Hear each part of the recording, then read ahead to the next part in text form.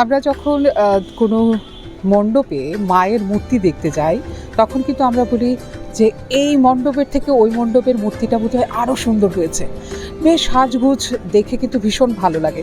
কিন্তু কুমোরপাড়ায় যখন মূর্তি তৈরি করা হয়, তৈরি করার পরে সেই মার প্রতিমাকে যখন সাজিয়ে তোলা হয় তখন বিভিন্ন সরঞ্জাম লাগে। তার মধ্যে কিন্তু মালা, এই যে মালা আপনারা দেখতে পাচ্ছেন, এই মালাটাও কিন্তু লাগে সাজানোর সময়। এই মালাটাকে দাদাকে দেখলাম এই মালা নিয়ে এখানে রাখছেন, তো দাদার সঙ্গে একটু কথা বলবো। আচ্ছা দাদা, এই মালাগুলো কোত্থেকে এনেছেন? এটা আমাদের বনকুমারী থেকে, বনকুমারীতে, যোগেন্দ্রনগর বনকুমারী। এটা কি আপনারা বানান? আমরা তৈরি করি, নিজেরাই তৈরি করেন। কত বছর ধরে করছেন? আজকে প্রায় 30 বছর হবে। 30 বছর ধরে। আর এই যে মালা বানানোর যে সরঞ্জামগুলো, এই সরঞ্জামগুলি কোত্থেকে আনেন? এটা দিল্লি থেকে আসে, কলকাতা বড় বাজার থেকে আসে, আচ্ছা, তারপরে গুজরাট থেকে আবার কিছু মাল আসে, তৈরি করি। এটা কি পুজোর সময় বানান? না না, আমরা সারা বছরে তৈরি করি। সারা বছর বানান।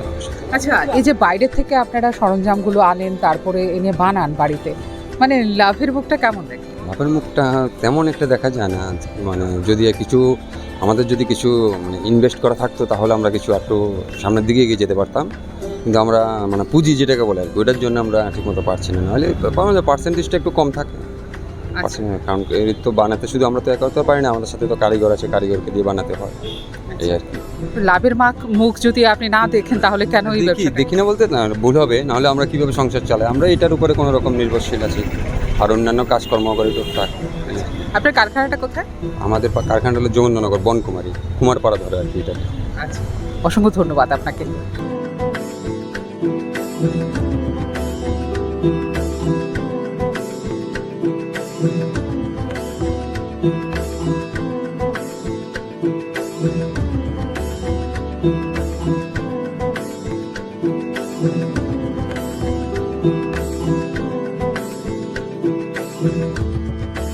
ঠিক এই মুহূর্তে কিন্তু আমরা দাঁড়িয়ে আছি মায়ের অলংকারের দোকানে, যেখানে মালা, মুকুট, হাতের অস্ত্র সব কিছু এখানে পাওয়া যায়, কাপড়ও পাওয়া যায়। এই দোকানের যিনি কর্ণধার রয়েছেন তার সাথে একটু কথা বলবো। দাদা নমস্কার, আপনাকে স্বাগত নিউজ নাওয়ের পর্দায়। আপনার নামটা? আমার ধীমান পাল। ধীমান পাল। আচ্ছা, আপনাদের এখানে কি কি পাওয়া যায়? মায়ের মূর্তিতে সাজানোর জন্য কি কি পাওয়া যায়? মায়ের মূর্তি সাজানোর জন্য আপনার মূর্তির কাপড়, চুল, মুকুট, মালা, তো সব মূর্তি ঠাকুরের যা জিনিস লাগে সবগুলোই পাওয়া যায়। আচ্ছা, এই যে সরঞ্জামগুলো কোত্থেকে আসে? তো বাইরের থেকে আসে, কলকাতা থেকে আসে, কলকাতা বিভিন্ন কৃষ্ণনগর আছে, মুর্শিদাবাদ আছে, আবার দিল্লি থেকে আসে অনেকগুলো, কাপড় টাপড় সোয়ার থেকে আসে, বাইরের থেকে আসে, বিভিন্ন জায়গা থেকে কালেকশন করতে হবে। আচ্ছা, তো ত্রিপুরাতে নেই এই যে মালা বলুন বা মুকুট বলুন বা এই অস্ত্রগুলো বলুন? এই র মেটেরিয়ালসটা আপনার বাইরের থেকে আসে, ওই মালাগুলো তৈরি করা হয় এখানে লোকাল দিয়ে লোক আছে, ওদের দিয়ে মালাগুলো তৈরি করা হয়। কত বছর ধরে এই ব্যবসায় আছেন? আমার বাবার থেকে স্টার্ট হয়েছে, এখনও চলছে। প্রতিবারের তুলনায় এবারের কেমন আপনার ব্যবসা হচ্ছে? এবার বেশি ভালো হচ্ছে না, কারণ এবার যে বন্যাতে খুব ক্ষতি হয়েছে, মহসুলের থেকেও আগে লোক আসতো অনেক, খুব কমাচ্ছে এবার। আচ্ছা, বন্যার কারণে এই এখনের যে পুজোর এই ভাটা পড়েছে এই ব্যবসায়? লোক আসতো মহসুল থেকে, ঠাকুরের কারিগররা আসতো, মাল জিনিস নিয়ে যেত। এখন বন্যার জন্য ওখানে খুব অবস্থা খারাপ, পুজো খুব কম হচ্ছে মহসুলে, খুব কম কাস্টমার কমাচ্ছে। অসংখ্য ধন্যবাদ আপনাকে। আমরা এবার কিন্তু দেখে নেব যে পুজোর মায়ের সরঞ্জাম, সাজের সরঞ্জাম যেগুলি রয়েছে এগুলো দেখব কি কি। আর র মেটেরিয়াল বাইরে থেকেই আসে, শুধু তৈরি করা হয় এখানে। মুকুটও তৈরি করা হয় এখানে? না, মুকুট খুব কম, অল্প কিছু তৈরি করা হয়, আর ম্যাক্সিমাম 99% বাইরে থেকে আসে। মানে একদম রেডিমেড মুকুট? হ্যাঁ, রেডিমেড। আচ্ছা, অসংখ্য ধন্যবাদ আপনাকে।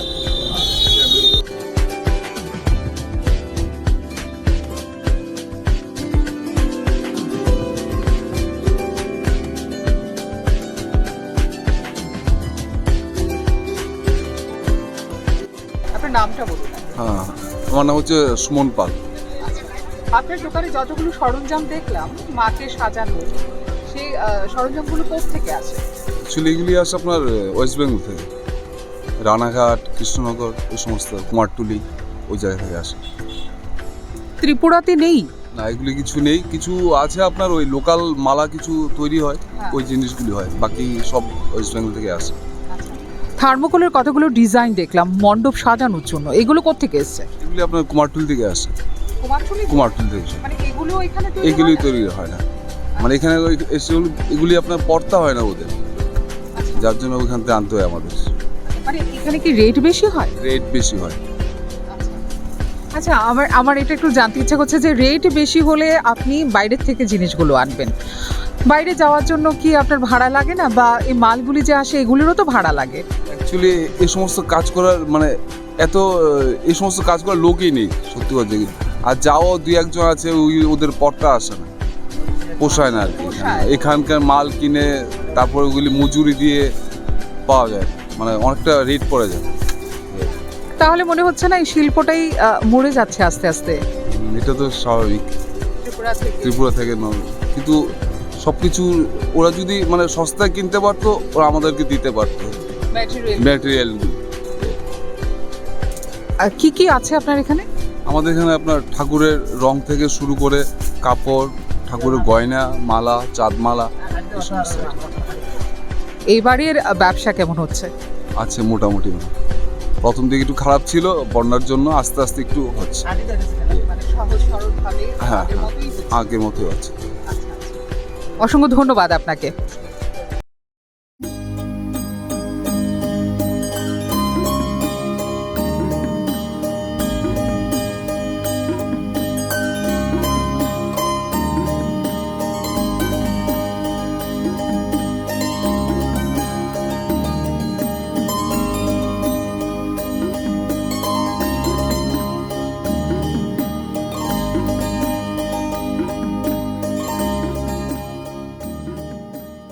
মায়ের মূর্তি যখন গড়া হয় তখন কিন্তু সাজগুজের ব্যাপারটা তখন থাকে না। প্রথমে মাটি দিয়ে, খড় দিয়ে তার মায়ের মূর্তিটা গড়া হয়, একটা কাঠাম তৈরি করা হয়, এর মধ্যে মাটির প্রলেপ দিয়ে বানানো হয়।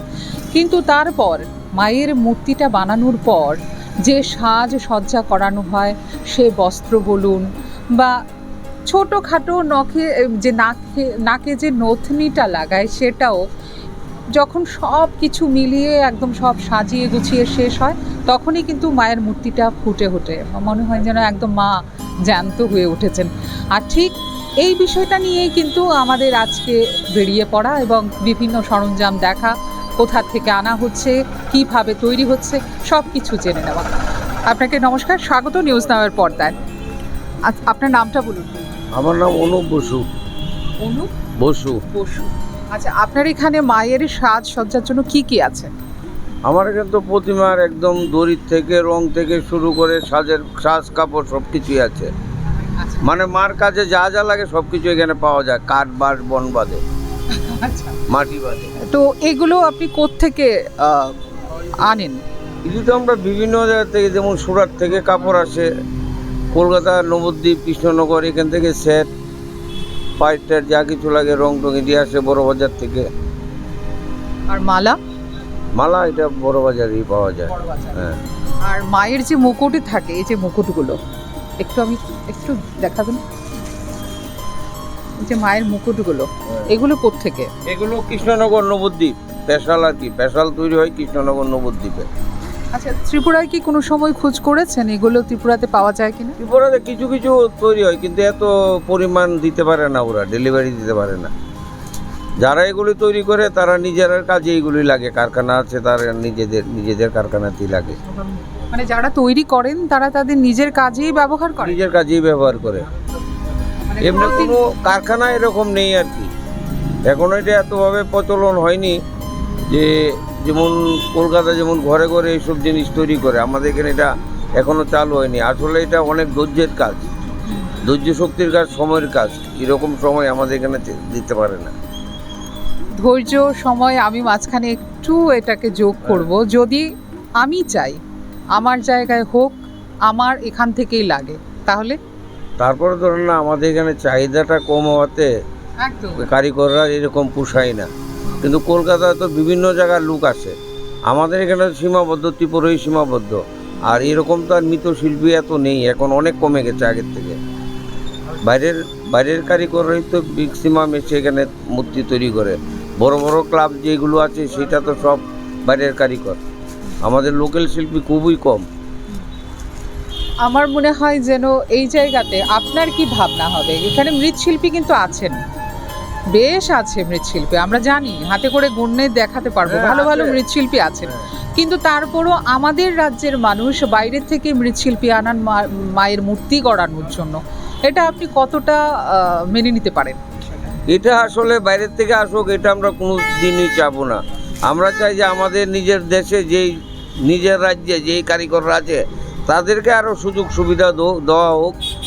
তাহলে আমাদের যে বড় বড় অনেকগুলি ক্লাবে দেখবেন আপনি, ম্যাক্সিমাম দেখবেন বাইরের কারিগর, যেমন এতে প্লেফোরাম সেন্টার, সেটাও আপনার বাইরের কারিগর। আপনার সামনে তাকান, এই চিত্তরঞ্জন বলুন, রাম ঠাকুর সংঘ বলুন, সব বাইরের কারিগর। বড় বড় ক্লাব যা আছে সব বাইরের কারিগরি। কিন্তু আমাদের কারিগরে এরকম সুযোগ সুবিধা পায় না, যার জন্য তারা তৈরি করতে পারছে না। মাল মেটেরিয়ালস অনেক কিছুই ব্যাপার আছে, এগুলো এখানে পাওয়া যায় না।